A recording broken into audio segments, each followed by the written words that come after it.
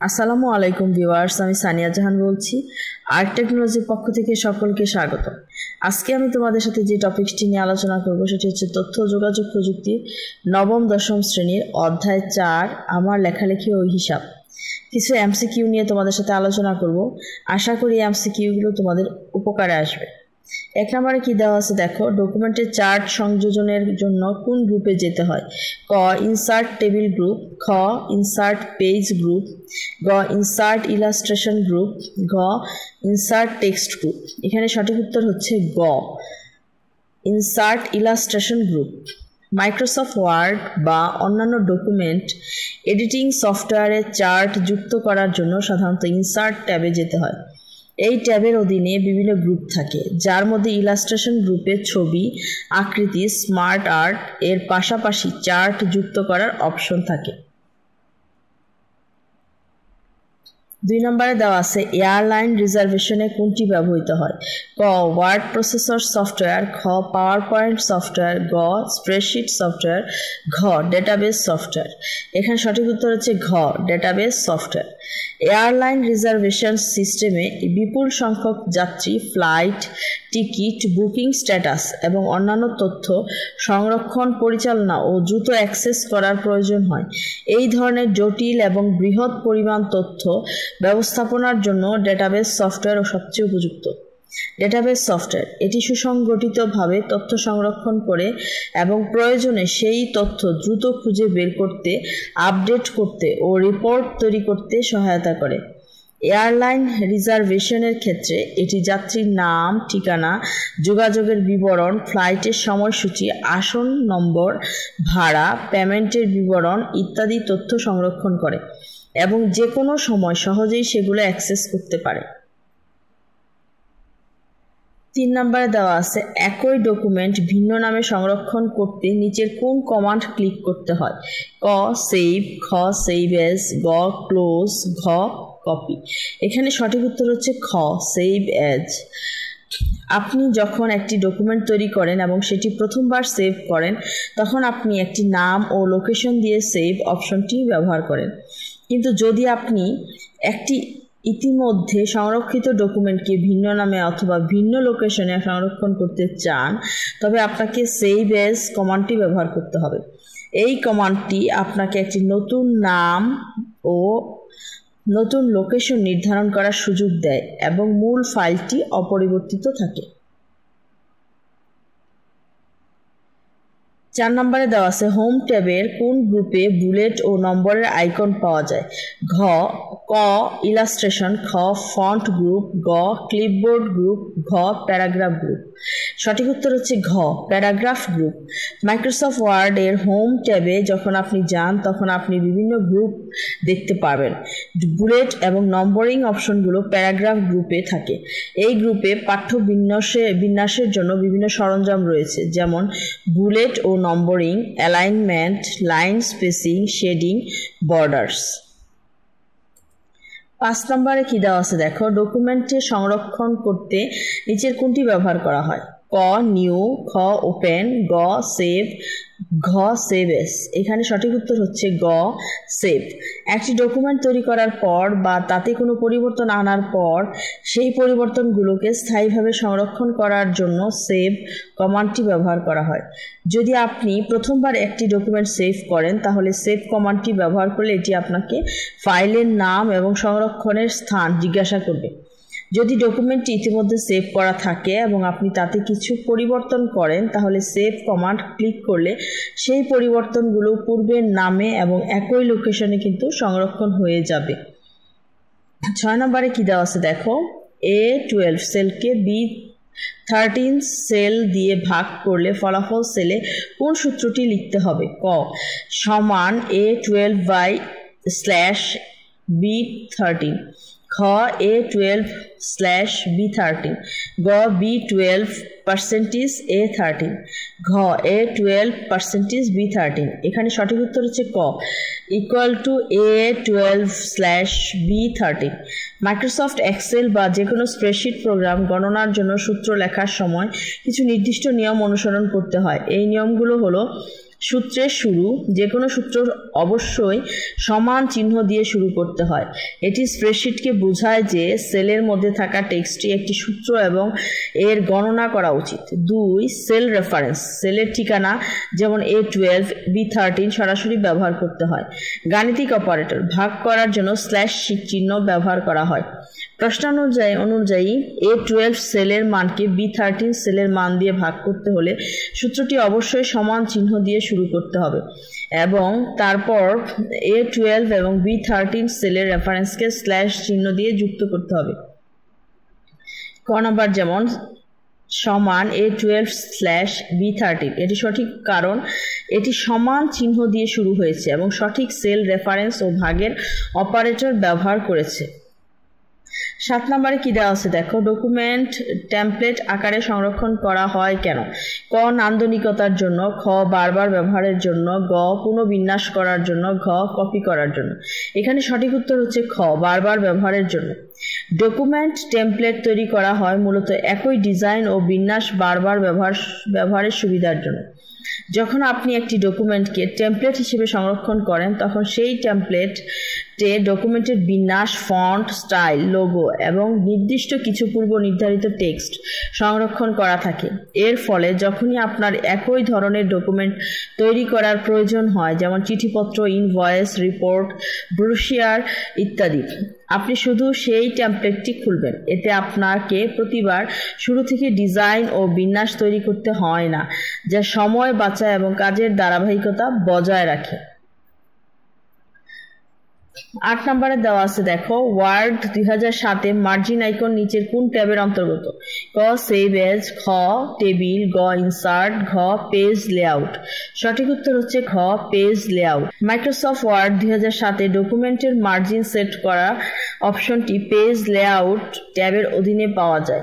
Page layout ট্যাবে document পৃষ্ঠার বিন্যাস সম্পর্কিত সমস্ত সেটিং থাকে, যেমন মার্জিন, পৃষ্ঠার চারপাশে খালি জায়গার পরিমাণ নির্ধারণ করা, ওরিয়েন্টেশন, পৃষ্ঠার দিক নির্ধারণ করা, সাইজ, কাগজের আকার নির্ধারণ করা, যেমন A4 size, letter size, column, টেক্সটকে একাধিক কলামে ভাগ করা, breaks, page break, column break ইত্যাদি। 9 নম্বরে দেওয়া আছে লাইন স্পেসিং অপশনটি কোন গ্রুপে অবস্থিত? ক টেক্সট, খ হোম, গ প্যারাগ্রাফ, ঘ ভিউ। এখানে সঠিক উত্তর হচ্ছে গ প্যারাগ্রাফ। মাইক্রোসফট ওয়ার্ডের লাইন স্পেসিং অপশনটি হোম ট্যাবের অধীনে প্যারাগ্রাফ গ্রুপে অবস্থিত। লাইন স্পেসিং ব্যবহার করে আপনি একটি প্যারাগ্রাফের লাইনগুলির মধ্যকার উলম্ব দূরত্ব নিয়ন্ত্রণ করতে পারেন। এটি ডকুমেন্টের পঠনযোগ্যতা এবং নান্দনিকতা বাড়াতে সাহায্য করে। অন্যান্য বিকল্পগুলো কেন সঠিক নয়? ক টেক্সট, এটি কোনো নির্দিষ্ট ট্যাব বা গ্রুপের নাম নয়, এটি ফন্ট বা টেক্সট বক্সের মতো কিছু গ্রুপের মধ্যে থাকা অপশন বোঝাতে পারে। খ হোম, হোম হলো একটি ট্যাব, গ্রুপ নয়। লাইন স্পেসিং অপশনটি হোম ট্যাবের মধ্যে প্যারাগ্রাফ গ্রুপে থাকে।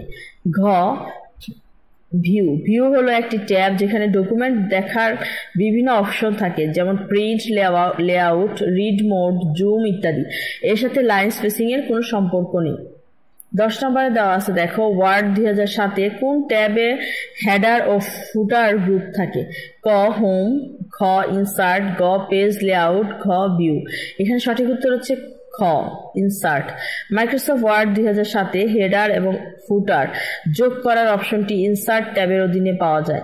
ইনসার্ট ট্যাব মূলত ডকুমেন্টের মধ্যে বিভিন্ন উপাদান যেমন টেবিল, ছবি, shape, chart, hyperlink, text box, header, footer, page number ইত্যাদি সন্নিবেশিত করার জন্য ব্যবহৃত হয়। হেডার ডকুমেন্টের প্রতিটি পৃষ্ঠার উপরের অংশে এবং ফুটার প্রতিটি পৃষ্ঠার নিচের অংশে একই তথ্য, যেমন পৃষ্ঠার নম্বর, ডকুমেন্টের শিরোনাম, তারিখ পুনরাবৃত্তি করার জন্য ব্যবহৃত হয়। 11 নম্বরে কি দেওয়া আছে দেখো, প্যারাগ্রাফের নির্বাচিত অংশকে গাঢ় করতে নিচের কোনটি প্রযোজ্য? ক হোম ফন্ট বি, খ হোম প্যারাগ্রাফ বি, গ হোম পেজেস বি, ঘ হোম ক্লিপবোর্ড বি। এখানে সঠিক উত্তর হচ্ছে ক হোম ফন্ট বি। মাইক্রোসফট ওয়ার্ডে প্যারাগ্রাফের নির্বাচিত অংশকে গাঢ় করার জন্য বা বোল্ড করার জন্য সঠিক পদ্ধতি হলো প্রথমে আপনি যে অংশটি গাঢ় করতে চান সেটিকে নির্বাচন করুন, তারপর রিবনের হোম ট্যাবে যান। হোম ট্যাবের অধীনে ফন্ট গ্রুপে আপনি বি আইকনটি দেখতে পাবেন এবং বি আইকনে ক্লিক করলে নির্বাচিত টেক্সট গাঢ় হয়ে যাবে। 12 নম্বরে কি দেওয়া আছে দেখো, ডকুমেন্টের প্রতিটি পৃষ্ঠা নাম্বার দেওয়ার জন্য রিবনের কোন ট্যাবে যেতে হয়? ক হোম, খ পেজ লেআউট, গ ইনসার্ট, ঘ মেইলিং। সঠিক উত্তর হচ্ছে গ ইনসার্ট। মাইক্রোসফট ওয়ার্ডে ডকুমেন্টের প্রতিটি পৃষ্ঠায় পৃষ্ঠা নম্বর যুক্ত করার জন্য ইনসার্ট ট্যাবে যুক্ত হয়। ইনসার্ট ট্যাবটি বিভিন্ন ধরনের উপাদান ডকুমেন্টে যুক্ত করার জন্য ডিজাইন করা হয়েছে, যার মধ্যে রয়েছে টেবিল, ছবি, শেপ, চার্ট, হেডার ও footer, page number, text box, symbol. আপনি ইনসার্ট ট্যাবে ক্লিক করার পর হেডার এবং ফুটার গ্রুপের মধ্যে পেজ নাম্বার অপশনটি খুঁজে পাবেন। এখানে ক্লিক করে আপনি পৃষ্ঠার নম্বরের অবস্থান, যেমন পৃষ্ঠার উপরে কিংবা নিচে, এবং ফরম্যাট 1, 2, 3 বা ক, খ, গ বেছে নিতে পারবেন। 13 স্প্রেডশিটে গুণ করার সময় কোন চিহ্ন ব্যবহার করা হয়? ক ক্রস, খ হ্যাশ, গ স্ল্যাশ, ঘ হচ্ছে অ্যাস্টারিক্স। এখানে সঠিক উত্তর হচ্ছে ঘ অ্যাস্টারিক্স। মাইক্রোসফট এক্সেল বা অন্যান্য স্প্রেডশিট প্রোগ্রামে গুণ করার জন্য অ্যাস্টারিক্স চিহ্ন ব্যবহার করা হয়। গাণিতিক অপারেটর হিসেবে স্প্রেডশিটে ব্যবহৃত চিহ্নগুলো হলো যোগ, যেমন A1 প্লাস B1, বিয়োগ A1 মাইনাস B1, গুণ A1 ইন্টু B1 বা অ্যাস্টারিক্স B1, ভাগ স্ল্যাশ, যেমন A1 বা স্ল্যাশ B1, পাওয়ার বা ঘাত A1 পাওয়ার 2। 14 নম্বরে কি দেওয়া আছে দেখো, ডকুমেন্টে ওয়ার্ড আর্ট যোগ করতে কোন মেনুর সাহায্য নিতে হয়? ক হোম, খ ইনসার্ট, গ পেজ লেআউট, ঘ রেফারেন্স। এখানে সঠিক উত্তর হচ্ছে খ ইনসার্ট। মাইক্রোসফট ওয়ার্ডে ডকুমেন্টে ওয়ার্ড আর্ট যোগ করার জন্য ইনসার্ট ট্যাবের সাহায্য নিতে হয়। ওয়ার্ড আর্ট হলো এক ধরনের শৈল্পিক টেক্সট যা ডকুমেন্টে আকর্ষণীয় শিরোনাম বা বিশেষ টেক্সট তৈরি করতে ব্যবহৃত হয়। এটি বিভিন্ন স্টাইল, রং এবং টেক্সট ইফেক্ট ব্যবহার করে টেক্সটকে ভিজুয়ালি আরো আকর্ষণীয় করে তোলে। ইনসার্ট ট্যাবে ডকুমেন্টের মধ্যে বিভিন্ন উপাদান, যেমন টেবিল, ছবি, shape, chart, header, footer, page number, text box এবং ওয়ার্ড আর্ট সন্নিবেশিত করার জন্য ডিজাইন করা হয়েছে। ইনসার্ট ট্যাবে ক্লিক করার পর আপনি টেক্সট গ্রুপের মধ্যে ওয়ার্ড আর্ট অপশনটি খুঁজে পাবেন। 15 নম্বর দেখো, কি কারণে ডকুমেন্টকে টেমপ্লেট আকারে সংরক্ষণ করা হয়? ক ডিভাইস স্পেস কম লাগে, খ সময় সাশ্রয় হয়, গ সহজে ওপেন করা যায়, ঘ সহজে এডিট করা যায়। এখানে সঠিক উত্তর হচ্ছে খ সময় সাশ্রয় হয়। ডকুমেন্টকে টেমপ্লেট আকারে সংরক্ষণ করার প্রধান কারণ হলো সময় সাশ্রয় করা। যখন আপনি একটি ডকুমেন্টকে টেমপ্লেট হিসেবে সংরক্ষণ করেন তখন সেই টেমপ্লেটে ডকুমেন্টের একটি পূর্ব নির্ধারিত কাঠামো, ডিজাইন, বিন্যাস, ফন্ট, স্টাইল, লোগো এবং কিছু নির্দিষ্ট টেক্সট সংরক্ষিত থাকে। এর ফলে পুনরায় কাজ করার প্রয়োজন হয় না। প্রতিবার নতুন ডকুমেন্ট তৈরি করার সময় আপনাকে একই ডিজাইন বা বিন্যাস নতুন করে তৈরি করতে হয় না। ধারাবাহিকতা বজায় থাকে। একই ধরনের ডকুমেন্টের জন্য একটি নির্দিষ্ট পেশাদার বিন্যাস ও স্টাইল বারবার ব্যবহার করা যায়, যা কাজের ধারাবাহিকতা নিশ্চিত করে। উদাহরণস্বরূপ, যদি আপনাকে নিয়মিতভাবে একটি নির্দিষ্ট ফরম্যাটের চিঠি, ইনভয়েস বা মিনিট তৈরি করতে হয়, তাহলে একটি টেমপ্লেট ব্যবহার করে আপনি প্রতিবার শুরু থেকে ডিজাইন ও বিন্যাস তৈরি করার ঝামেলা থেকে বাঁচতে পারবেন, যা প্রচুর সময় বাঁচায়।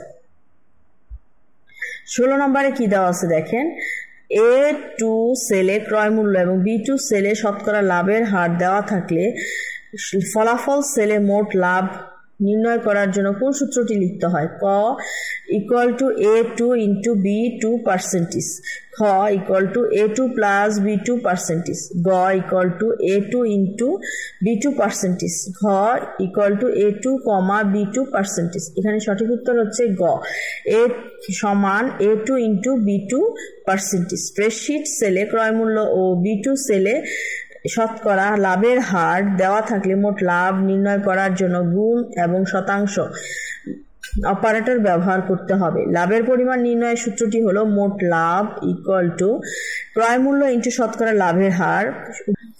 উদাহরণস্বরূপ A2 সেলে ক্রয় মূল্য 100 টাকা থাকে, B2 সেলে লাভের হার 10% 0.10 হিসেবে থাকে, তাহলে লাভ হবে 100 গুণন 10% ইকুয়াল টু 10 টাকা। স্প্রেডশিটে B2 সেলে যদি সরাসরি 10% লেখা থাকে তাহলে এক্সেল স্বয়ংক্রিয়ভাবে এটিকে 0.10 হিসেবে গণ্য করবে। তাই A2 এর সাথে B2 পার্সেন্টেজ গুণ করলে সঠিক লাভ পাওয়া যাবে। গ A2 ইন্টু B2 পার্সেন্টেজ, এটি সঠিক। এটি A2 সেলের মানকে B2 সেলের শতাংশ মান দিয়ে গুণ করবে, যা মোট লাভ নির্ধারণ করবে। 17 নম্বরে দেওয়া আছে, দেখো স্প্রেডশিটে ভাগ চিহ্ন কোনটি? ক ব্যাকস্ল্যাশ, খ পার্সেন্টেজ, গ স্ল্যাশ, ঘ অ্যাস্টারিস্ক। এখানে দেখো সঠিক উত্তর হচ্ছে গ স্ল্যাশ। মাইক্রোসফট এক্সেল সহ প্রায় সব স্প্রেডশিট প্রোগ্রামে ভাগ করার জন্য স্ল্যাশ চিহ্ন ব্যবহার করা হয়। গাণিতিক ক্রিয়াকলাপের জন্য স্প্রেডশিটে ব্যবহৃত সাধারণ অপারেটরগুলো হলো যোগ, বিয়োগ, গুণ, ভাগ, ঘাত। 18 নম্বরে দেখা কি দেওয়া আছে, ইলাস্ট্রেশন গ্রুপে থাকে কোনটি? ক টেবিল, খ ওয়ার্ড আর্ট, গ ক্লিপ আর্ট, ঘ ফন্ট। সঠিক উত্তর হচ্ছে গ ক্লিপ আর্ট। মাইক্রোসফট ওয়ার্ডের ইনসার্ট ট্যাবের অধীনে ইলাস্ট্রেশন গ্রুপে বিভিন্ন গ্রাফিক্যাল উপাদান যোগ করার অপশন থাকে। এই গ্রুপে সাধারণত নিচের উপাদানগুলো পাওয়া যায়। পিকচার, কম্পিউটার থেকে ছবি যুক্ত করার জন্য। ক্লিপ আর্ট, সফটওয়্যারের নিজস্ব লাইব্রেরি থেকে তৈরি ছবি বা গ্রাফিক্স যুক্ত করার জন্য। শেপ, বিভিন্ন জ্যামিতিক আকৃতির তীর, ফ্লোচার্ট ইত্যাদি যুক্ত করার জন্য। স্মার্ট আর্ট, প্রক্রিয়া, সম্পর্ক, তালিকা ইত্যাদি ভিজুয়ালি উপস্থাপন করার জন্য। চার্ট, ডেটা উপস্থাপন করার জন্য বিভিন্ন ধরনের চার্ট, যেমন পাই চার্ট, বার চার্ট।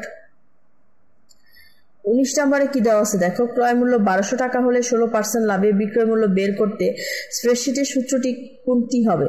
ক সমান A3 into B3 percentage plus A3, খ সমান A3 plus A3 into B3, গ সমান A3 into B3 percentage plus A3 percentage, ঘ সমান A3 plus A3 into B3 percentage.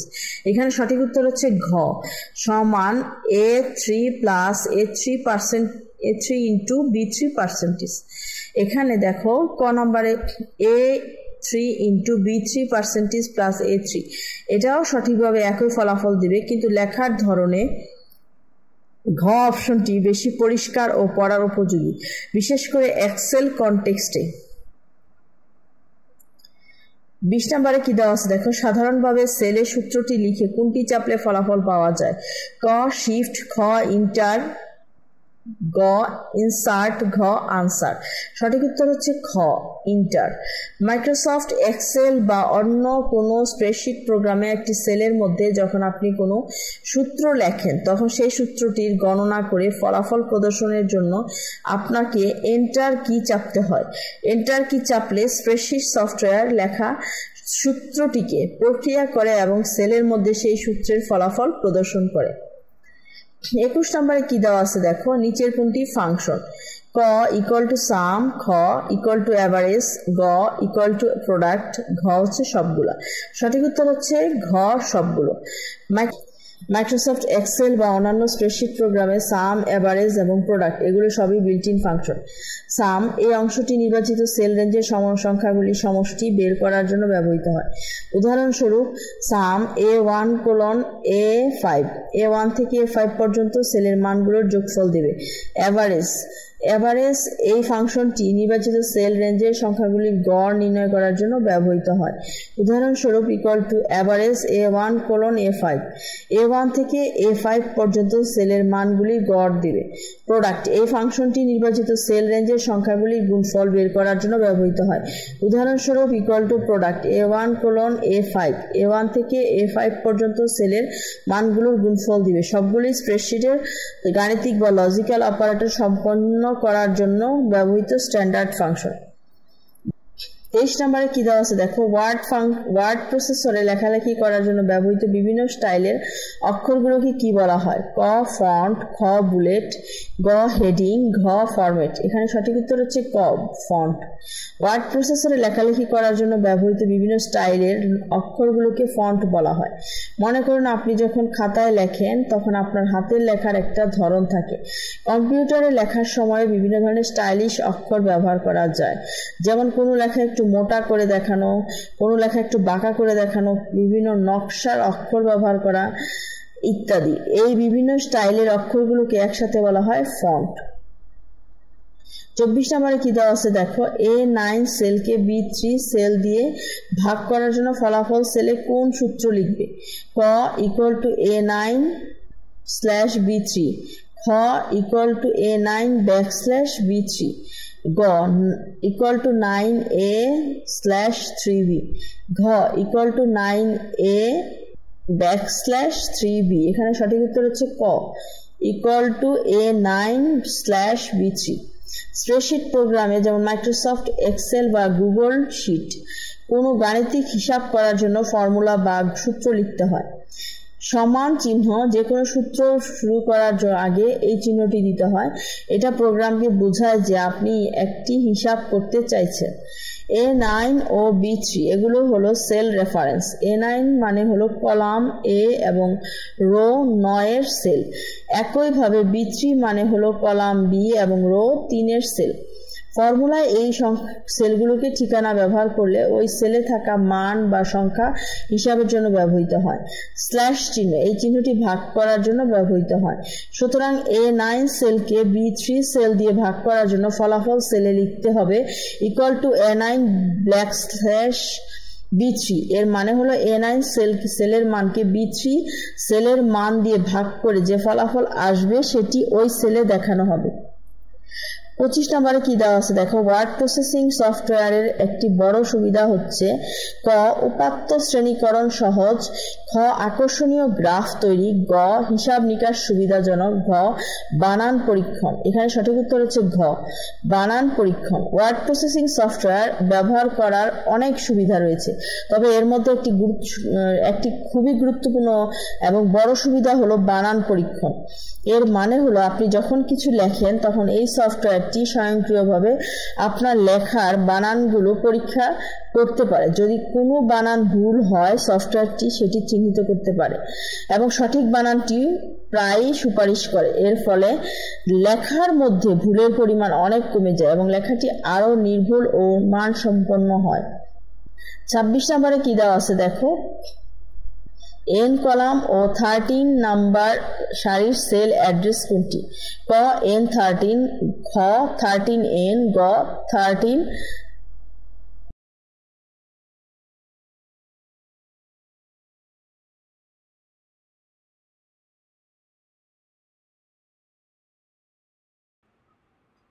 27 নম্বর MCQ, লেখালেখির জন্য বর্তমানে যে সফটওয়্যার ব্যবহার করা হয় তাকে কি বলে? ক উইন্ডোজ, খ স্প্রেডশিট প্রোগ্রাম, গ ওয়ার্ড প্রসেসর, ঘ ডাটাবেস। এখানে সঠিক উত্তর হচ্ছে গ ওয়ার্ড প্রসেসর। আমরা যখন কম্পিউটার বা অন্য কোনো ডিজিটাল ডিভাইসে লেখালেখি যেমন চিঠি লেখা, ডকুমেন্ট তৈরি করা, রিপোর্ট লেখা ইত্যাদি কাজ করি তখন যে সফটওয়্যারটি ব্যবহার করি তাকে ওয়ার্ড প্রসেসর বলে। ওয়ার্ড প্রসেসর সফটওয়্যারে আমাদের লেখাকে সুন্দরভাবে সাজাতে, ফরম্যাট করতে, ছবি যোগ করতে এবং প্রিন্ট করতে সাহায্য করে। মাইক্রোসফট ওয়ার্ড হলো সবচেয়ে জনপ্রিয় ওয়ার্ড প্রসেসর সফটওয়্যার। 28 নম্বরে কি দেওয়া আছে দেখো, স্প্রেডশিটের সূত্র সবসময় কি দিয়ে শুরু হয়? ক যোগ, খ গ্রেটার দেন চিহ্ন, গ ফাংশন এক্স, ঘ ইকুয়াল টু। সঠিক উত্তর হচ্ছে ঘ ইকুয়াল টু। যখন আমরা স্প্রেডশিটে কোনো গণনা বা ফর্মুলা লিখতে চাই তখন সবসময় সেই ফর্মুলাটি একটি সমান চিহ্ন দিয়ে শুরু করতে হয়। এই সমান চিহ্নটি স্প্রেডশিটকে বোঝায় যে সেলে যা লেখা হচ্ছে তা কোনো সাধারণ লেখা নয়, বরং একটি সূত্র যা কিছু গণনা করবে। উদাহরণস্বরূপ, যদি আপনি দুটি সংখ্যা যোগ করতে চান তাহলে লিখবেন সমান a1 প্লাস b1, যেখানে a1 এবং b1 দুটি সেলের ঠিকানা। যদি আপনি গড় বের করতে চান তাহলে লিখবেন সমান অ্যাভারেজ a1 কোলন a5। যদি আপনি সমান চিহ্নটি না দেন তাহলে স্প্রেডশিট সেটিকে সাধারণ টেক্সট হিসেবে গণ্য করবে এবং কোনো গণনা করবে না। 29 নম্বরে কি দেওয়া আছে দেখো, অফিস 2007 টেবিল যোগ করার জন্য ব্যবহৃত হয় কোনটি? ক insert tab table insert table, খ home tab table insert table, গ layout tab paragraph group table, ঘ home tab paragraph group table. সঠিক উত্তর হচ্ছে ক insert table table insert table. Insert tab table insert table. Microsoft Office 2007 যদি আপনার document একটি টেবিল যোগ করতে চান তাহলে আপনাকে ইনসার্ট ট্যাবে যেতে হবে। ইনসার্ট ট্যাবের মধ্যে টেবিল গ্রুপে টেবিল অপশনটি খুঁজে পাবেন, সেখানে ক্লিক করলে আপনি ইনসার্ট টেবিলে সহ আরও কিছু টেবিল যোগ করার বিকল্প দেখতে পাবেন। 30 নম্বরে কি দেওয়া আছে দেখো, অফিস 2007 টেবিল যোগ করার জন্য ব্যবহৃত হয় কোনটি? ক insert tab table insert table, খ home tab table insert table, গ layout tab paragraph group table, ঘ home tab paragraph group table. Microsoft Office 2007 আপনি যদি আপনার ডকুমেন্টে একটি টেবিল যোগ করতে চান তাহলে আপনাকে ইনসার্ট ট্যাবে যেতে হবে। ইনসার্ট ট্যাবের মধ্যে টেবিল গ্রুপে টেবিল অপশনটি খুঁজে পাবেন, সেখানে ক্লিক করলে আপনি ইনসার্ট টেবিল সহ আরও কিছু টেবিল যোগ করার বিকল্প দেখতে পাবেন। 31 নম্বর দেওয়া আছে, এক্সেলের কলাম ও সারির প্রত্যেকটিকে কি বলা হয়? ক সেল, খ রেঞ্জ, গ চার্ট, ঘ ফর্মুলা। সঠিক উত্তর হচ্ছে ক সেল। স্প্রেডশিটে কলাম যা অক্ষর দ্বারা চিহ্নিত এবং সারি আনুভূমিক সারি যা সংখ্যা দ্বারা চিহ্নিত একে অপরের সাথে ছেদ করে ছোট ছোট আয়তাকার বক্স তৈরি করে। এই প্রতিটি আয়তাকার বাক্সকে সেল বলা হয়। প্রতিটি সেলের একটি নির্দিষ্ট ঠিকানা থাকে, যেমন A1, B5, যা কলামের অক্ষর এবং সারির সংখ্যা দিয়ে গঠিত। ডেটা যেমন সংখ্যা, লেখা, সূত্র এই সেলের মধ্যেই প্রবেশ করানো হয়। 32 নম্বরে কি দেওয়া আছে দেখো, একটি ওয়ার্কশিটের পঞ্চম কলাম ও তৃতীয় সারির সেল অ্যাড্রেস কোনটি? ক E3, খ E5, গ C3, ঘ C5। সঠিক উত্তর হচ্ছে ক E3। আমরা যখন স্প্রেডশিটে কোনো সেলের ঠিকানা বলি তখন প্রথম কলামের নাম এবং তারপর সারির নম্বর উল্লেখ করি। প্রথম কলাম A, দ্বিতীয় B, তৃতীয় C, চতুর্থ D এবং পঞ্চম কলাম হলো E। সারির নম্বর হলো তৃতীয় সারি অর্থাৎ 3, তাই পঞ্চম কলাম এবং তৃতীয় সারির সেল অ্যাড্রেস হলো E3। 33 নম্বরে কি দেওয়া আছে দেখো, স্প্রেডশিটে গুণ করার জন্য ফলাফল সেলে কোন চিহ্ন দিয়ে শুরু করতে হয়? ক ক্রস চিহ্ন, খ সমান চিহ্ন, গ অ্যাস্টারিক্স, ঘ কোলন। এখন সঠিক উত্তর হচ্ছে দেখো খ সমান। স্প্রেডশিটে যে কোনো গাণিতিক কাজ যেমন যোগ বিয়োগ গুণ ভাগ সূত্র লেখার জন্য ফলাফল সেলে প্রথমে সমান চিহ্ন দিয়ে শুরু করতে হয়। এটি স্প্রেডশিটকে বোঝায় যে সেলে যা লেখা হচ্ছে তা একটি ফর্মুলা এবং এর ফলাফল প্রদর্শন করতে হবে। এরপর গুণের জন্য অ্যাস্টারিক্স চিহ্ন ব্যবহার করা হয়। উদাহরণস্বরূপ যদি আপনি A1 সেলের মানকে B1 সেলের মান দিয়ে গুণ করতে চান তাহলে ফলাফল সেলে লিখবেন equal to A1 asterisk B1। সুতরাং ফর্মুলা সবসময় সমান দিয়ে শুরু হয় এবং গুণ করার জন্য অ্যাস্টারিক্স চিহ্ন ব্যবহৃত হয়, কিন্তু প্রশ্নটি ছিল ফলাফল সেলে কোন চিহ্ন দিয়ে শুরু করতে হয়, তাই সঠিক উত্তর হলো সমান। পরবর্তী 34 নম্বরটা দেখো, A1 সেলে ক্রয় মূল্য এবং B1 সেলে শতকরা লাভের হার দেওয়া থাকলে ফলাফল সেলে কোন সূত্রটি লিখতে হবে? ক সমান A1 গুণ B1 পার্সেন্টেজ, খ সমান A1 প্লাস B1 পার্সেন্টেজ, গ সমান A1 ইন্টু অথবা অ্যাস্টারিক্স চিহ্ন B1 পার্সেন্টেজ, ঘ equal to A1, B2 percentage. এখানে সঠিক উত্তর হচ্ছে গ সমান A1 অ্যাস্টারিক্স চিহ্ন বা গুণ চিহ্ন 1%। ধরা যাক A1 সেলে ক্রয় মূল্য 100 টাকা এবং B1 সেলে লাভের হার হচ্ছে 10% আছে।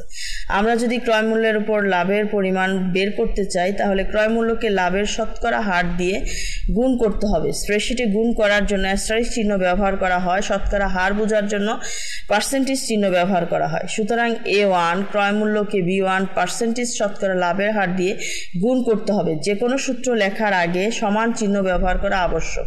তাই সঠিক সূত্রটি হলো =A1 asterisk চিহ্ন B1%।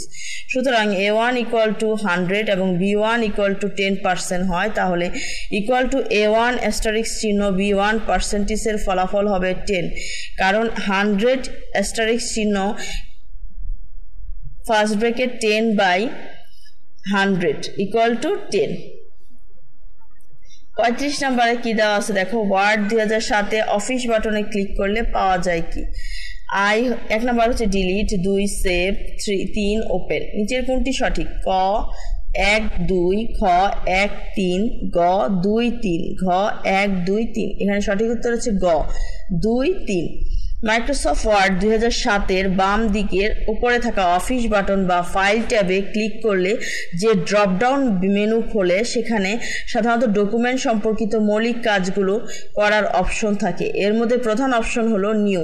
ডকুমেন্ট তৈরি করার জন্য ওপেন হচ্ছে আগে থেকে তৈরি করা ডকুমেন্ট খোলার জন্য, সেভ বর্তমানে ডকুমেন্ট সংরক্ষণ করার জন্য, সেভ এস ডকুমেন্টকে নতুন নাম বা ফরম্যাটে সংরক্ষণ করার জন্য, প্রিন্ট ডকুমেন্ট প্রিন্ট করার জন্য, প্রিপেয়ার, সেন্ড, পাবলিশ ডকুমেন্ট প্রস্তুত, পাঠানো বা প্রকাশের জন্য অতিরিক্ত অপশন, ক্লোজ বর্তমান ডকুমেন্ট বন্ধ করার জন্য, ওয়ার্ড অপশন ওয়ার্ডের সেটিংস পরিবর্তন করার জন্য, এক্সিট ওয়ার্ড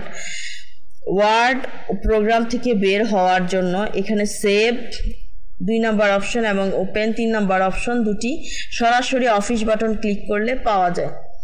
36 নম্বরে কি দেওয়া আছে দেখো, ইনসার্ট ট্যাবে থাকে হচ্ছে 1 টেক্সট, 2 টেবিল, 3 হেডার ও ফুটার। নিচের কোনটি সঠিক? ক 1 2, খ 1 3, গ 2 3, ঘ 1 2 3। এখানে সঠিক উত্তর হচ্ছে ঘ 1 2 3। মাইক্রোসফট ওয়ার্ডের ইনসার্ট ট্যাব ডিজাইন করা হয়েছে ডকুমেন্টে বিভিন্ন ধরনের উপাদান যোগ করার জন্য। এই ট্যাবে সাধারণত নিম্নলিখিত গ্রুপ এবং অপশনগুলো থাকে: pages, cover page, blank page, page break যোগ করার জন্য, টেবিল যোগ করার জন্য, ইলাস্ট্রেশনস ছবি, clip art, shape, smart art, chart যোগ করার জন্য, লিঙ্ক, হাইপারলিঙ্ক, বুকমার্ক যোগ করার জন্য, header and footer, header, footer এবং পেজ নম্বর যোগ করার জন্য, text box, quick parts, word art, drop cap, signature line, date ও টাইম, অবজেক্ট যোগ করার জন্য, সিম্বল, ইকুয়েশন এবং সিম্বল যোগ করার জন্য। উপরের আলোচনা থেকে আমরা স্পষ্ট এই ক্ষেত্রে টেক্সট, টেবিল এবং হেডার ও ফুটার এই 3টি অপশনই কিন্তু ইনসার্ট ট্যাবে পাওয়া যায়, অতএব 3টেই কিন্তু সঠিক। 37 নম্বরে কি দেওয়া আছে দেখো, স্প্রেডশিট সফটওয়্যারের তালিকাবদ্ধভাবে ব্যবহৃত হয় ডাটা বিন্যাসে, ডাটা বিশ্লেষণে, ডাটা সংরক্ষণে। নিচের কোনটি সঠিক? ক 1 2, খ 1 3, ঘ 2 3, ঘ 1 2 3। সঠিক উত্তর হচ্ছে ঘ 1 2 3। স্প্রেডশিট সফটওয়্যার একটি অত্যন্ত শক্তিশালী টুল যা বিভিন্ন উদ্দেশ্যে ব্যবহৃত হয়। এর প্রধান ব্যবহারগুলো হলো ডাটা বিন্যাসে। স্প্রেডশিট সফটওয়্যার ডেটাগুলোকে সারি এবং কলামে সুবিন্যস্তভাবে সাজানোর জন্য চমৎকার। এটি ডেটাকে সহজে বোঝা এবং অ্যাক্সেস করতে সাহায্য করে। ডাটা বিশ্লেষণ, স্প্রেডশিটে বিভিন্ন ফর্মুলা, ফাংশন, চার্ট এবং গ্রাফ ব্যবহার করে ডেটা বিশ্লেষণ করা যায়। এটি ট্রেন্ড খুঁজে বের করতে, হিসাব করতে এবং ডেটার উপর ভিত্তি করে সিদ্ধান্ত নিতে সহায়ক। 3 ডাটা সংরক্ষণে, যদিও এটি একটি ডেটাবেস নয়, তবুও স্প্রেডশিট স্বল্প থেকে মাঝারি আকারে ডেটা সেট সংরক্ষণের জন্য খুব কার্যকর। আপনি বিভিন্ন ওয়ার্কশিট বা ওয়ার্কবুকে ডেটা সংরক্ষণ করে রাখতে পারবেন। সুতরাং স্প্রেডশিট সফটওয়্যার ডেটা বিন্যাস, বিশ্লেষণ এবং সংরক্ষণ এই 3টি ক্ষেত্রেই তালিকাবদ্ধভাবে ব্যবহৃত হয়। 38 নম্বরে কি দেওয়া আছে দেখো, 38 নম্বরে দেওয়া আছে অফিস সফটওয়্যারগুলোকে ব্যবহার করা যায় কিভাবে। 1 নম্বরে স্মার্টফোন, 2 ল্যাপটপ, 3 ডেস্কটপ। নিচের কোনটি সঠিক? ক 1 2, খ 1 3, গ 2 3, ঘ 1 2 3। এখানে সঠিক উত্তর হচ্ছে ঘ 1 2 3। আধুনিক অফিস সফটওয়্যার স্যুটগুলো যেমন মাইক্রোসফট অফিস, গুগল ওয়ার্কস্পেস ইত্যাদি এখন আর শুধুমাত্র ডেস্কটপ বা ল্যাপটপের মধ্যে সীমাবদ্ধ নেই। প্রযুক্তিগত উন্নতির কারণে এগুলি এখন বিভিন্ন প্ল্যাটফর্মে ব্যবহার করা যায়। এক স্মার্টফোন এবং ট্যাবলেটের জন্য অফিস অ্যাপের যেমন Microsoft Word, Excel, PowerPoint mobile app, Google doc, sheet, slide mobile app সংস্করণ উপলব্ধ। এগুলি ব্যবহার করে ডকুমেন্টস তৈরি, এডিট এবং দেখাও সম্ভব। ল্যাপটপে ডেস্কটপ সংস্করণের পূর্ণাঙ্গ অফিস সফটওয়্যারের ইনস্টল করে ব্যবহার করা যায়। এটি অফিস কাজের জন্য অত্যন্ত সাধারণ এবং কার্যকর একটি মাধ্যম। ডেস্কটপ কম্পিউটার অফিস সফটওয়্যার ব্যবহারের জন্য ঐতিহ্যবাহী এবং আদর্শ প্ল্যাটফর্ম। ল্যাপটপের মতোই ডেস্কটপেও পূর্ণাঙ্গ অফিস স্যুট ইনস্টল করে ব্যবহার করা হয়। সুতরাং অফিস সফটওয়্যারগুলি স্মার্টফোন, ল্যাপটপ এবং ডেস্কটপ এই তিনটি ডিভাইসে ব্যবহার করা যায়। 39 নম্বরে দেওয়া আছে প্রশ্নবোধক চিহ্নটি সেলটির অ্যাড্রেস কোনটি? ক x2, খ 2x, গ e2, ঘ 2e। এখানে সঠিক উত্তর হচ্ছে গ e2। আমরা যখন স্প্রেডশিটে কোনো সেলের ঠিকানা বলি তখন প্রথমে কলামের নাম এবং তারপর সারির নম্বর উল্লেখ করি। আপনার দেওয়া টেবিলে প্রশ্নবোধক চিহ্নিত সেলটি ই কলামে অবস্থিত। প্রশ্নবোধক চিহ্নিত সেলটি 2 নম্বর সারিতে অবস্থিত, তাই প্রশ্নবোধক চিহ্নিত সেলটির অ্যাড্রেস হলো E2। 40 নম্বর, জেড নামের শিক্ষার্থীর বাংলা উভয় পত্রে বা প্রাপ্ত নম্বর সমান হলে বাংলা 2 পত্রে তার মোট নম্বর নির্ণয়ে কোনটি ব্যবহার করবে? ক সমান B4 × 2, খ সমান B4 × Z4, গ সমান Z4 × 2, ঘ সমান 4Z × 4B। সঠিক উত্তর হচ্ছে ক সমান B4 × 2। আপনার দেওয়া টেবিল অনুযায়ী জেড নামের শিক্ষার্থীর বাংলা প্রথম পত্রের নম্বর আছে B4 সেলে। যদি বাংলা উভয় পত্রে বাংলা প্রথম ও দ্বিতীয় তার প্রাপ্ত নম্বর সমান হয় তাহলে বাংলা দ্বিতীয় পত্রের নম্বরও B4 সেলে সমান হবে। তাহলে বাংলা উভয় পত্রের মোট নম্বর বের করার জন্য বাংলা প্রথম পত্রের নম্বরকে 2 দিয়ে গুণ করতে হবে। স্প্রেডশিটে গুণ করার জন্য অ্যাস্টারিস্ক চিহ্ন ব্যবহার করা হয়। সুতরাং B4 সেলের মানকে 2 দিয়ে গুণ করলে জেড শিক্ষার্থীর বাংলা উভয় পত্রের মোট নম্বর পাওয়া যাবে। যে কোনো সূত্র লেখার আগে সমান চিহ্ন ব্যবহার করতে হয়, তাই সঠিক সূত্রটি হলো সমান B4 × 2। প্রশ্নবোধক চিহ্নিত F2 সেলে কত হবে? ক 60, খ 60.65, 60.65, গ 65, ঘ 66.33। সঠিক উত্তর হচ্ছে ক 60। প্রশ্নবোধক চিহ্নিত সেলটি হলো F2। এই সেলটি এভারেজ কলামের 2 নম্বর সারিতে অবস্থিত। F2 সেলে এক্স নামের শিক্ষার্থীর গড় নম্বর বের করতে হবে। এক্স নামের শিক্ষার্থীর 3টি বিষয়ে প্রাপ্ত নম্বর হলো বাংলা 50 B2 সেলে দেওয়া আছে, ইংরেজি 55 C2 সেলে, গণিত 75 D2 সেলে। গড় বের করার নিয়ম হলো সকল বিষয়ের মোট নম্বর / মোট বিষয়ের সংখ্যা। তাহলে এক্স এর মোট নম্বর 50 + 55 + 75 সমান 180। মোট বিষয় হচ্ছে 3। এক্স এর গড় নম্বর হলো 180/3 = 60, যেটাকে ভাগ করলে আমরা পাই 60। তাহলে F2 সেলে 60 হবে। 42 নম্বর, এক্স এর টোটাল নাম্বার বের করতে কোন সূত্র ব্যবহার করতে হবে? 1 নম্বরে দেওয়া আছে = B2 + C2 + D2, 2 নম্বরে দেওয়া আছে সাম B2 + C2 + D2, 3 নম্বরে দেওয়া আছে = সাম B2 : D2। নিচের কোনটি সঠিক? ক হচ্ছে 1 2, খ 1 3, গ 2 3, ঘ 1 2 3। সঠিক উত্তর হচ্ছে খ 1 3। আমরা এক্স শিক্ষার্থীর টোটাল নম্বর বের করতে চাই যা B2 C2 এবং D2 সেলের মানের যোগফল। স্প্রেডশিটে যোগফল বের করার জন্য কয়েকটি পদ্ধতি আছে। এক নম্বর পদ্ধতি হচ্ছে সমান b2 plus c2 plus d2। এটি একটি সরাসরি এবং সহজ পদ্ধতি। এখানে প্রতিটি সেলের ঠিকানা লিখে মাঝখানে যোগ চিহ্ন ব্যবহার করে যোগফল বের করতে পারেন। এটি সম্পূর্ণ সঠিক একটি সূত্র। 2 সাম b2 plus c2 plus d2, এটি ভুল। সাম ফাংশন ব্যবহার করার নিয়ম হলো এর প্যারেনথেসিসের মধ্যে সেলের রেঞ্জ অথবা কমা দিয়ে সেলের ঠিকানাগুলো আলাদা করে দেওয়া। সাম b2 plus c2 plus d2 লেখার মানে হলো ফাংশনের ভেতরে প্রথমে যোগ করে একটি সংখ্যা তৈরি করা এবং তারপর সেই একটি সংখ্যার যোগফল বের করার চেষ্টা করা যা একটি ত্রুটি তৈরি করবে। 3 ইকুয়াল টু সাম b2 অনুপাত d2, এটি একটি সঠিক এবং খুব কার্যকর পদ্ধতি। সাম হলো একটি বিল্ট ইন ফাংশন যা একাধিক সেলের যোগফল বের করে। b2 অনুপাত d2 মানে হলো b2 থেকে d2 পর্যন্ত সবগুলো সেল b2, c2, d2 এই রেঞ্জটিকে সাম ফাংশনের মধ্যে দিলে স্প্রেডশিট স্বয়ংক্রিয়ভাবে সেই সেলের মানগুলোর যোগ বের করে দিবে। এটি বড় রেঞ্জের ক্ষেত্রে অনেক বেশি সুবিধাজনক। যেমন i নাম্বারে দেওয়া আছে equal to b2 plus c2 plus d2। 3 নম্বরে দেওয়া আছে দেখো equal to some b2 colon d2, উভয় x এর মোট নাম্বার বের করার সঠিক সূত্র। 43 ডি সেলে চালের মূল্যের জন্য কোন সূত্রটি প্রযোজ্য হবে? ক সমান b2 ইন্টু c2, খ সমান b3 ইন্টু c3, গ b2 ইন্টু c3, ঘ সমান b2 ইন্টু c2। সঠিক উত্তর হচ্ছে ক। আমরা ডি কলামে ব্যয় করতে চাই। প্রশ্নটি ডি সেলের চালের মূল্যের জন্য কোন সূত্র প্রযোজ্য হবে তা জানতে চেয়েছে।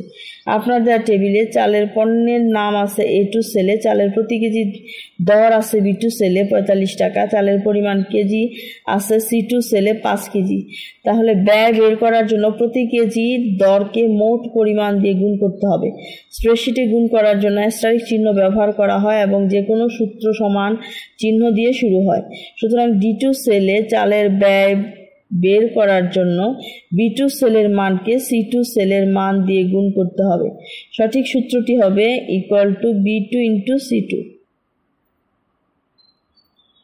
44 নম্বরে কি দেওয়া আছে দেখো, D5 সেলে মোট ব্যয়ের সূত্রটি হবে ক equal to D2 plus D3 plus D4 divided by 3, খ equal to D2 into D3 into D4, ঘ equal to D1 plus D2 plus D3 into 3, ঘ হচ্ছে সমান D2 plus D3 plus D4। সঠিক উত্তর হচ্ছে ঘ। আমরা D5 সেলে মোট ব্যয় বের করতে চাই। মোট ব্যয় বলতে D2, D3, D4 সেলের মানগুলোর যোগফল বোঝানো হয়েছে। D2 সেলে চালের ব্যয় আছে, D3 সেলে ডালের ব্যয় আছে, D4 সেলে তেলের ব্যয় আছে। এই তিনটি ব্যয় যোগ করলে মোট ব্যয় পাওয়া যাবে। স্প্রেডশিটে যোগ করার জন্য যোগ চিহ্ন ব্যবহার করা হয়। সুতরাং সঠিক সূত্রটি হচ্ছে সমান D2 plus D3 plus D4। 45 নম্বরে কি দেওয়া আছে দেখো, চালের মোট ক্রয় মূল্য নির্ণয়ের জন্য নিচের কোন সূত্রটি সঠিক? ক প্রোডাক্ট B2 কোলন C2, খ প্রোডাক্ট B2 কোলন C2, গ equal to product B2 colon C2, ঘ প্রোডাক্ট B2 কোলন C2। সঠিক উত্তর হচ্ছে গ equal to product B2 colon C2। আমরা D2 সেলে চালের মোট ক্রয় মূল্য বের করতে চাই। মোট ক্রয় মূল্য বের করার জন্য ক্রয় মূল্যকে পরিমাণ দিয়ে গুণ করতে হয়, অর্থাৎ B2 সেলের মানকে C2 সেলের মান দিয়ে গুণ করতে হবে। স্প্রেডশিটে গুণ করার জন্য প্রোডাক্ট ফাংশন ব্যবহার করা যায়। এই ফাংশন তার আর্গুমেন্ট হিসেবে দেওয়া সংখ্যাগুলো বা সেলের রেঞ্জের গুণফল বের করে। প্রোডাক্ট B2 কোলন C2 মানে হলো B2 এবং C2 সেলের মানগুলোর গুণফল বের করা। সবচেয়ে গুরুত্বপূর্ণ বিষয় হলো স্প্রেডশিটে যে কোনো সূত্র লেখার আগে অবশ্যই সমান চিহ্ন দিয়ে শুরু করতে হয়। সমান চিহ্ন ছাড়া লিখলে স্প্রেডশিটে এটিকে একটি সাধারণ টেক্সট হিসেবে গণ্য করবে এবং কোনো গণনা করবে না। 46 নম্বরে দেওয়া আছে 5% লাভে গমের বিক্রয় মূল্যের সূত্রটি কোনটি? ক equal two D3 into 5% plus D3, খ ইকুয়াল টু D3 ইন্টু 5%, গ D3 বাই 5% প্লাস D3, গ ইকুয়াল টু D3 বাই 5%। সঠিক উত্তর হচ্ছে ক equal two D3 into 5% plus D3। আমরা গমের বিক্রয় মূল্যের সূত্রটি নির্ণয় করতে চাই যখন 5% লাভ হয়। প্রথমে বুঝতে হবে বিক্রয় মূল্য ইকুয়াল টু ক্রয় মূল্য প্লাস লাভ। আপনার দেওয়া টেবিলে গমের তথ্য আছে, তৃতীয় সারিতে D3 সেলে গমের মোট ক্রয় মূল্য আছে। এখন 5% লাভ মানে হলো মোট ক্রয় মূল্যের উপর 5%, লাভের পরিমাণ D3 ইন্টু 5% ইকুয়াল টু বিক্রয় মূল্য equal to D3 plus D3 into 5% লাভের পরিমাণ। অতএব সূত্রটি হবে equal to D3 into 5% plus D3 অথবা equal to D3 plus D3 into 5%। 47 নম্বরে প্রশ্নবোধক চিহ্নটির সেল অ্যাড্রেস কি? ক C3, খ C4, গ D3, গ D4। সঠিক উত্তর হচ্ছে গ D3। আমরা যখন স্প্রেডশিটে কোনো সেলের ঠিকানা বলি তখন প্রথমে কলামের নাম এবং তারপর সারির নম্বর উল্লেখ করি। আপনার দেওয়া টেবিলে প্রশ্নবোধক চিহ্নিত সেলটি D কলামে অবস্থিত। প্রশ্নবোধক চিহ্নিত সেলটি 3 নম্বর সারিতে অবস্থিত, তাই প্রশ্নবোধক চিহ্নিত সেলটির অ্যাড্রেস হলো D3।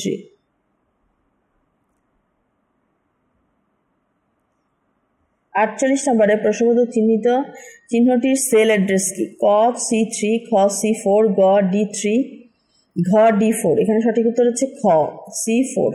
আমরা প্রশ্নবোধক চিহ্নিত ঘর বা D3 সেলে পটাশের খরচ নির্ণয় করতে চাই। আপনার দেওয়া টেবিলে পটাশের দর প্রতি কেজি আছে B3 সেলে 168 টাকা, পটাশের পরিমাণ আছে C3 সেলে 58 কেজি। খরচ বা মোট মূল্য বের করার জন্য দরকে পরিমাণ দিয়ে গুণ করতে হয়। স্প্রেডশিটে গুণ করার জন্য অ্যাস্টারিস্ক চিহ্ন ব্যবহার করা হয় এবং যে কোনো সূত্র সমান চিহ্ন দিয়ে শুরু হয়। সুতরাং D3 সেলে পটাশের খরচ বের করার জন্য B3 সেলের মানকে C3 সেলের মান দিয়ে গুণ করতে হবে। সঠিক ফর্মুলাটি হবে সমান B3 into C3। 49 house rent বের করার সূত্র কোনটি? ক সমান B2 প্লাস 45%, খ সমান B2 প্লাস C2, গ B2 সমান B2 ইন্টু 45%, ঘ B2 বাই 45%। সঠিক উত্তর হচ্ছে গ সমান B2 ইন্টু 45%। আমরা C2 সেলের মামুনের হাউস রেন্ট বের করতে চাই। প্রশ্ন অনুযায়ী হাউস রেন্ট হলো বেসিক স্যালারি এর 45%। আপনার দেওয়া টেবিলে মামুনের বেসিক স্যালারি আছে B2 সেলে 17,000 টাকা। কোনো সংখ্যার শতকরা হার বের করার জন্য সেই সংখ্যাকে শতকরা হার দিয়ে গুণ করতে হয়। স্প্রেডশিটে গুণ করার জন্য অ্যাস্টারিস্ক চিহ্ন ব্যবহার করা হয় এবং শতকরা হার বোঝানোর জন্য সংখ্যার পরে পার্সেন্টেজ চিহ্ন ব্যবহার করা হয়। যে কোনো সূত্র লেখার আগে সমান চিহ্ন ব্যবহার করা আবশ্যক। সুতরাং মামুনের হাউস রেন্ট বের করার জন্য B2 সেলের বেসিক স্যালারিকে 45% দিয়ে গুণ করতে হবে। সঠিক সূত্রটি হবে ইকুয়াল টু B2 ইন্টু 45%। 50 নম্বর এমসিকিউতে মামুনের নিট বেতন কত? ক 25,975, খ 26,100, গ 25,625, ঘ 25,725। এখানে সঠিক উত্তর হচ্ছে খ 26,100। ধাপ 1 হাউস রেন্ট নির্ণয়। House rent equal to basic salary into 45% basic salary B2 equal to 17,000 টাকা। House rent equal to 17,000 into 45% সমান 17,000 ইন্টু 45/100 ইকুয়াল টু 170 ইন্টু 45, যেখানে দাঁড়ায় 7,650। ধাপ 2 নেট স্যালারি নির্ণয়। নিট বেতন basic salary plus house rent plus medical minus welfare trust. এখানে basic salary B2 17,000 টাকা, house rent C2 7,650 টাকা, যা আমরা ধাপ 1 এ নির্ণয় করেছি। মেডিকেল D2 ইকুয়াল টু 900 টাকা, welfare trust E2 equal to 350 টাকা। নেট স্যালারি ইকুয়াল টু 17,000 যোগ 7,650 যোগ 900 বিয়োগ 350। নেট স্যালারি ইকুয়াল টু 25,550 যোগ 900 বিয়োগ 350। নেট স্যালারি এখানে এসেছে 26,450 বিয়োগ 350, যেখানে আমাদের নেট স্যালারি আসছে 26,100। এটাই হচ্ছে আনসার। পরবর্তী এমসিকিউটা দেখো। মামুন সাহেবের বেসিক এর সাথে বাড়ি ভাড়ার যোগ করা সূত্র। একে দেওয়া আছে equal to B2 into B2 45% যোগ B2, 2 দেওয়া আছে ইকুয়াল টু B2 ইন্টু 45% যোগ B2, 3 দেওয়া আছে equal to B2 plus C2। নিচের কোনটি সঠিক? ক 1 2, খ 1 3, গতে দেওয়া আছে 2 3, ঘতে দেওয়া আছে 1 2 3। এখানে সঠিক উত্তর হচ্ছে গ 2 3। আমরা মামুন সাহেবের বেসিকের সাথে বাড়ি ভাড়া যোগ করার সূত্র খুঁজছি। বাড়ি ভাড়া হলো বেসিকের 45%। প্রথমে বাড়ি ভাড়া বের করতে হবে, তারপর বেসিকের সাথে যোগ করতে হবে। বেসিক ইকুয়াল টু B2, বাড়ি ভাড়া B2 এর 45% ইকুয়াল টু B2 ইন্টু 45%। সুতরাং বেসিক প্লাস বাড়ি ভাড়া equal to B2 plus B2 into 45%। এখানে প্রদত্ত বিকল্পগুলো বিশ্লেষণ করে আমরা যা পাইলাম সেটা হলো B2 ইন্টু 45% প্লাস B2, এটি একটি সঠিক সূত্র। এখানে প্রথমে B2 ইন্টু 45% দিয়ে বাড়ি ভাড়া বেসিকের 45% বের করা হয়েছে এবং তারপর সেই বাড়ি ভাড়ার সাথে B2 বা বেসিক যোগ করা হয়েছে। এটি বেসিক ও বাড়ি ভাড়ার যোগফল নির্ণয়ের সঠিক পদ্ধতি। 3 নম্বরে কি দেওয়া আছে দেখো, equal to B2 plus C2, এটিও একটি সঠিক সূত্র। যদি C2 সেলে ইতিমধ্যে বাড়ি ভাড়ার পরিমাণ ক্যালকুলেটর করা থাকে, আপনার পূর্বের প্রশ্নে আমরা দেখেছি দেখো যে C2 সেলে হাউস রেন্ট বের করার কথা ছিল। যদি C2 সেলে ইকুয়াল টু B2 ইন্টু 45% সূত্রটি ব্যবহার করে হাউস রেন্টের মান বের করা হয়, তাহলে B2 প্লাস C2 দিলে বেসিকের সাথে বাড়ি ভাড়া যোগ করা যাবে। অতএব 2 number equal to B2 into 45% যোগ B2 এবং 3 number equal to B2 plus C2, এই দুটি সূত্রই কিন্তু সঠিক। মুগ্ধ স্কেল দিয়ে একটি ঘনকের দৈর্ঘ্য প্রস্থ উচ্চতা পরিমাপ করলো, অতঃপর সে কম্পিউটারে একটি বিশেষ সফটওয়্যারের সাহায্যে ঘনকের আয়তন নির্ণয় করলো। 52 নম্বরে মুগ্ধ কোন ধরনের অ্যাপ্লিকেশন সফটওয়্যার ব্যবহার করে? ক ওয়ার্ড, খ এক্সেল, গ এক্সেস, ঘ ইলাস্ট্রেটর। এখানে সঠিক উত্তর হচ্ছে খ এক্সেল। মুগ্ধ একটি ঘনকের দৈর্ঘ্য প্রস্থ উচ্চতা পরিমাপ করেছে এবং তারপর কম্পিউটারে একটি বিশেষ সফটওয়্যার ব্যবহার করে ঘনকের আয়তন নির্ণয় করেছে। ঘনকের আয়তন নির্ণয়ের একটি গাণিতিক হিসাব। এর জন্য সাধারণত সূত্র প্রয়োগ করতে হয়। আয়তন ইকুয়াল টু দৈর্ঘ্য গুণন প্রস্থ গুণন উচ্চতা। এক্সেলে হলো একটি স্প্রেডশিট সফটওয়্যার। এই ধরনের সফটওয়্যারে গাণিতিক হিসাব নিকাশ, ডেটা বিশ্লেষণ, তালিকা তৈরি এবং বিভিন্ন ফর্মুলা প্রয়োগ করার জন্য বিশেষভাবে ডিজাইন করা হয়েছে। এক্সেলের সেলে দৈর্ঘ্য প্রস্থ উচ্চতার মান বসিয়ে খুব সহজে গুণফল বের করে আয়তন নির্ণয় করা যায়। 53 নম্বরে কি হয়েছে দেখো, মুগ্ধ স্প্রেডশিটে আয়তন বের করে সূত্র দিয়ে সরাসরি ফাংশন ব্যবহার করে। নিচের কোনটি সঠিক? ক 1 2, খ 1 3, গ 2 3, ঘ 1 2 3। সঠিক উত্তর হচ্ছে খ 1 3। মুগ্ধ স্প্রেডশিটে আয়তন নির্ণয়ের জন্য সূত্র অথবা ফাংশন ব্যবহার করতে পারে। সরাসরি মান ইনপুট করে স্প্রেডশিট নিজে হিসাব করবে না, কারণ এর জন্য অবশ্যই একটি গাণিতিক নির্দেশ ইকুয়াল টু দিয়ে শুরু করতে হয়। সূত্র মুগ্ধ নির্দিষ্ট সেলে দৈর্ঘ্য গুণন প্রস্থ গুণন উচ্চতা এভাবে সূত্র লিখতে পারে, যেমন equal to B2 into C2 into D2। Function স্প্রেডশিটের বিল্ট ইন ফাংশন যেমন প্রোডাক্ট ফাংশন ব্যবহার করে গুণফল বের করতে পারে, যেমন equal two product B2 colon D2। 54 নম্বরে কি দেওয়া আছে দেখো, রফিক সাহেব একটি স্কুলের লাইব্রেরিয়ান। তার প্রতিদিন অসংখ্য বইয়ের হিসাব রাখতে হয়। পূর্বে তিনি খাতার মাধ্যমে সেই কাজ করতেন। বর্তমানে তথ্য যোগাযোগের বদৌলতে বইয়ের হিসাব কম্পিউটারের মাধ্যমে করে থাকেন। 54 নম্বরে কি দেওয়া আছে দেখো, রফিক সাহেব কোন ধরনের সফটওয়্যার ব্যবহার করে? ক ওয়ার্ড প্রসেসর, খ স্প্রেডশিট অ্যানালাইসিস, গ গ্রাফিক্স ডকুমেন্ট, ঘ ফটোশপ। সঠিক উত্তর হচ্ছে খ স্প্রেডশিট অ্যানালাইসিস। রফিক সাহেব একজন লাইব্রেরিয়ান এবং তাকে প্রতিদিন অসংখ্য বইয়ের হিসাব রাখতে হয়। বইয়ের হিসাব রাখার জন্য সাধারণত বইয়ের নাম, লেখকের নাম, প্রকাশক, সংখ্যা, ধার দেওয়া ও ফেরত নেওয়ার তারিখ ইত্যাদি তথ্যের তালিকা তৈরি করতে হয়। স্প্রেডশিট অ্যানালাইসিস যেমন মাইক্রোসফট এক্সেল বা গুগল শিট এই ধরনের তালিকা ডেটা সংরক্ষণ, সংগঠন, সাজানো, ফিল্টারিং এবং গণনা, যেমন মোট বইয়ের সংখ্যা, বর্তমানে ধার দেওয়া বইয়ের সংখ্যা করার জন্য সবচেয়ে উপযুক্ত সফটওয়্যার। এটি ডেটাবেজের মতো বড় আকারের ডেটা ব্যবস্থাপনার জন্য তৈরি না হলেও ছোট থেকে মাঝারি আকারের ডেটা তালিকা ব্যবস্থাপনায় অত্যন্ত কার্যকর। 55 নম্বরে কি দেওয়া আছে দেখো, উদ্দীপকের কাজগুলোতে কোন সফটওয়্যার বেশি ব্যবহৃত হয়? ক মাইক্রোসফট এক্সেল, খ মাইক্রোসফট এক্সেস, গ মাইক্রোসফট ওয়ার্ড, ঘ নিউ অফিস। এখানে সঠিক উত্তর হচ্ছে খ মাইক্রোসফট এক্সেস। রফিক সাহেবকে অসংখ্য বইয়ের হিসাব রাখতে হয়। এই ধরনের অসংখ্য বা বৃহৎ আকারের ডেটা ব্যবস্থাপনার জন্য যেখানে ডেটাগুলো সংগঠিত, খোঁজা, সম্পর্কযুক্ত করা এবং রিপোর্ট তৈরি করার প্রয়োজন হয় সেখানে database management system DBMS software সবচেয়ে কার্যকর। মাইক্রোসফট এক্সেস হলো একটি জনপ্রিয় ডেটাবেস সফটওয়্যার। এটি লাইব্রেরি বইয়ের মতো বড় আকারের ডেটা, বইয়ের নাম, লেখক, আইবিএন, ধার তারিখ, ফেরত তারিখ, পাঠকের তথ্য ইত্যাদি সংরক্ষণ, সম্পর্কযুক্ত করা, দ্রুত তথ্য খোঁজা, রিপোর্ট তৈরি করা, ডেটা এন্ট্রি ফর্ম তৈরির জন্য আদর্শ। আমাদের চ্যানেলটি যদি তোমাদের ভালো লেগে থাকে অবশ্যই লাইক, কমেন্ট, সাবস্ক্রাইব করে আমাদের সাথেই থাকবে। ধন্যবাদ সবাইকে।